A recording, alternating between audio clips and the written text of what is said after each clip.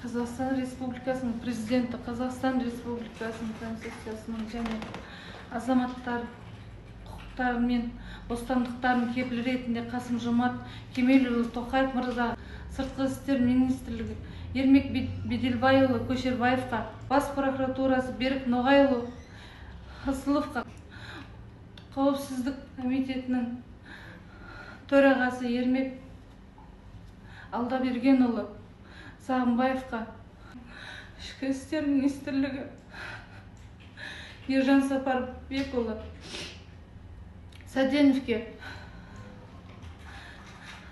Қазақстан Республикасының Ресей Федерациясының елшілігі, сондай-ақ Қазақстан Республикасының барлық бей-жай қарамайтын азаматтарына, менің аты-жөнім Болысова Назира, мен Қазақстан Республикасының азаматы, 2007 жылғы Жүрербек Бекасыл Ержанұлы. Бүгін мен сіздерге ана ретінде, қайда барып кімнен сұрарымды білмей қалған ана ретінде жүгініп отырмын. Менің ұлым Ресей Федерациясында жұмыс істеу үшін кеткен болатын. Менің білуімше, ол Белгород қаласында жұмыс істеуге кеткен болған. Шілде айының басына дейін біз ұлымызбен байланыста болдық. Алайда 4 шілдеден бастап онымен байланысым толық үзілді. Мен жай ғана отырып күтіп отыра алмадым. Ұлымның өз бетімше іздей бастадым. Оған қатысты қандай да бір ақпарат білу мүмкін адамдарға хабарластым.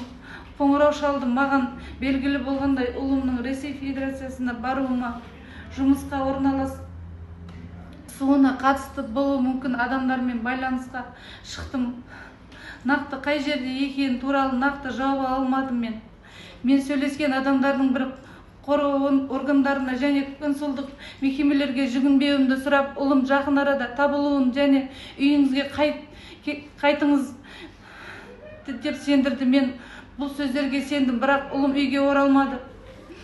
Онымен байланысқа қалпына келмеді. Біраз уақыттан кейін ұлым маған қоңырау шалды да біздің сөйлесуіміз бірнеше ғана минут болды. Мен өз баламның даусын естідім. Ол жылап тұрды. Оның эмоциялық жағдайы ауыр. Ол менен көмек сұрап, ол өз өміріне қауіп төніп тұрғанын айтты. Оның айтуынша белгісіз адамдар оған пышақ қорқытып, тапқан ақшасын, қаражатын алып қойған. Ұлым өзінің Луганск аумағын екенін айтты. Мен үшін ана ретінде ең қорқынышты жағдай сол. Телефон арқылы сөйлесу кезінде ұлым жылап соғыста екенін айтып, оны соғысқа алып кеткенін айтып, оны қарулы қақтығысқа мәжбүрлеп, егер соғыстан қашатын жағдайда оны заңмен қудалап түрмеге қамап қоятын, және Қазақстанға барғанда Нұрсұлтан және Вова есімді азаматтар қорқытып, үркіткенін айтқан. Мен қазір ұлымның қай жерде екенін білмеймін. Оның аман есен екенін көзім жетпейді. Оған қауіп көрсетіліп отыр. Мен ана ретінде мемлекетімізден ұлымды табуға көмектесуіңізді сұраймын. Қазіргі уақытта мен ұлыма өмірі мен денсаулығына қауіпті қатер төніп тұр. Сіздерден және мемлекетіміздің құзырлы органдарынан ұлымды қорғауымды және қауіпсіз түрде елге Қазақстанға қайтаруыңыз үшін барлық мүмкіндік шараларды қолдануыңызды. Мен Қазақстан Республикасының президенті Қасым-Жомарт Кемелұлы Тоқаевқа, Қазақстан Республикасының Конституциясының және азаматтардың құқықтары мен бостандықтарын кепілі ретінде біздің еліміздің азаматы, менің ұлым қатысты қалыптасқан осы жағдайда назар аударуыңызды сұрап жүгінемін. Мен Қазақстан Республикасының Сыртқы істер министрлігіне және Қазақстан Республикасының Ресей Федерациясына елшілігіне ұлымның орналасқан жерін анықтауды және оның құқықтары мен заңды мүдделерін қорғау қажет көмек көрсетулерін сұраймын. Мен Қазақстан Республикасының Бас прокуратурасы министрлігі осы жағдайды өз құзыреттілігінің шегінде бақылауға алып, мен баяндап барлық мән-жайларды жан-жақты тексеруді сұраймын. Анасы ретінде Қазақстан Республикасының құзыретті мемлекеттік органдарына ұлымның орналасқан жерін анықтап және оның хабарсыз кетуін байланысты құзыретті органдармен қауіпсіз түрде елге Қазақстанға қайтаруларыңызды ынтымақпен тексеруіңіздер пайдалануыңызды сұраймын.